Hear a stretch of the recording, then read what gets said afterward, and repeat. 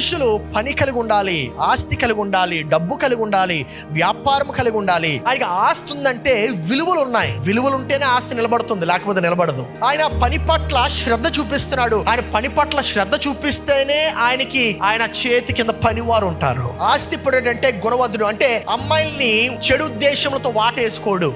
ఊరికి time pass కి అమ్మాయిలతో మాట్లాడడు. తన వ్యాపారాన్ని ముందు పెడతాడు. అంటే బద్ధకస్తుడిగా ఉండడు. బోయాజు యొక్క గుణగణాలు చూస్తే చాలా ఆశ్చర్యం కలిగిస్తూ ఉంటుంది. బోయాజు చక్కటి ఉద్దేశాలు కలిగినటువంటి వాడు. అంటే ఆయన హృదయంలో ఏదైతే ఉంటుందో బయటకు అదే మాట్లాడేవాడు. వేరే వాళ్ళు బాధ పెట్టి నొప్పించేవాడు కాదు బోయాజు నిలబడే మనిషి, కష్టాలు వస్తే పారిపోయినటువంటి మనిషి. అమ్మాయిలకు కావాల్సింది ఎవరు? బోయాజు కావాలి. అమ్మాయిలకి పనికిమాలిన యాజొద్దు, అమ్మాయిలకి పని లేని యాజొద్దు. All girls need a boys. దాని అర్థం ఏంటంటే బద్ధకస్తుడు వద్దండి, పనివాడు కావాలి.